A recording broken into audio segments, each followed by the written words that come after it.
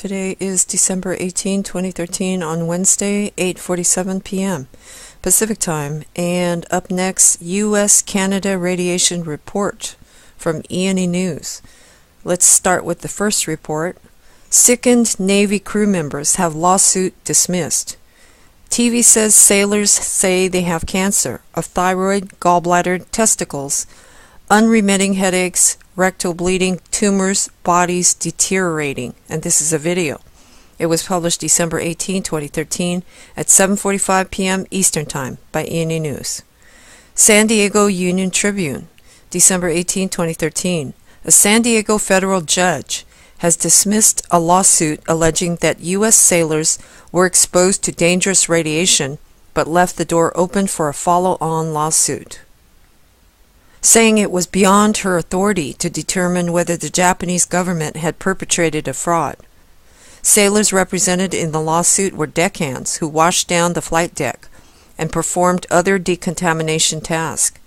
Paul Garner, the Ensenada's lawyer leading the case, said the sailors' ailments included rectal bleeding, other gastrointestinal trouble, unremitting headaches, hair loss, and fatigue. Some had thyroid and gallbladder cancer. Many are in their 20s. Garner said he will refile the case without alleging the conspiracy with the Japanese government. The number of plaintiffs is now at 51 people. Garner said he intends to add at least 20 more when he refiles. Japan Daily Press, December 18, 2013.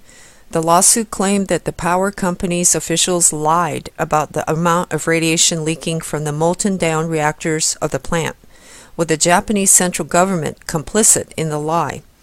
The U.S. personnel said it was that information that was used by the U.S. Navy to calculate their operational safety and the health risk on the sailors in the relief effort.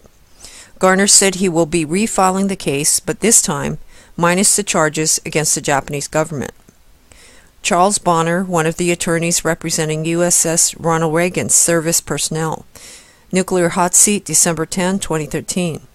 The 51 sailors that we represent right now have come down with a host of medical problems, including cancers and leukemia. All kinds of gynecological problems, people with thyroid cancers, people who are going blind, tumors on the brain.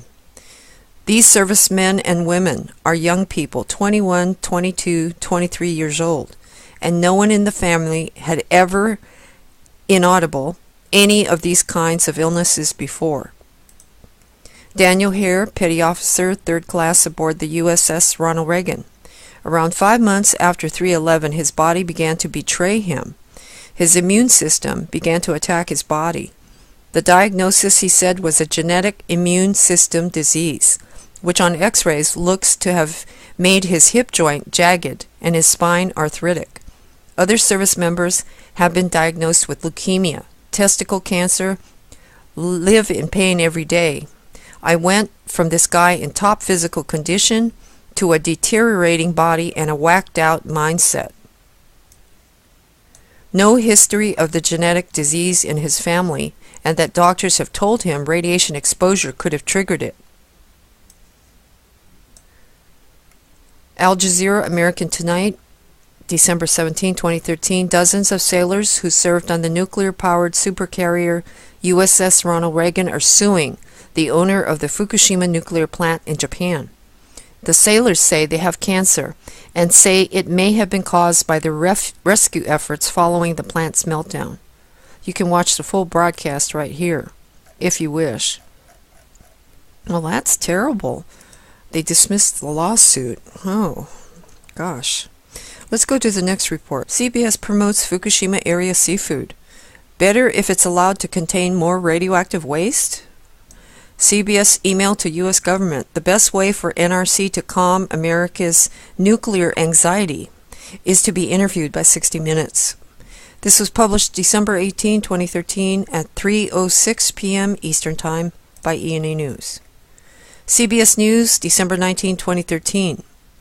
Seafood samples will be checked for radiation, part of Japan's fight to restore confidence in its food supply after the Fukushima nuclear disaster. Under unusually conservative radiation safety limits enacted in the wake of the Fukushima accident in March 2011, a reading of more than 100 becquerels per kilogram triggers an automatic ban. Critics have argued that Japan's safety standard, created to reassure terrified citizens after the catastrophe, is unnecessarily low.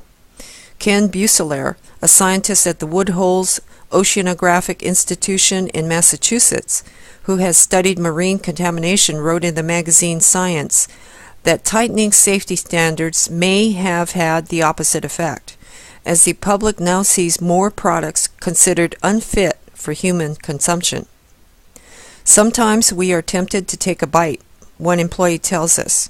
A team of experts from the IAEA recently backed Japan's claim that radiation levels, despite ongoing problems with wastewater leaks at the crippled nuclear plant, were returning to normal. Tokyo is anxious to make the nation's food producers as globally focused and competitive as their colleagues in the auto industry.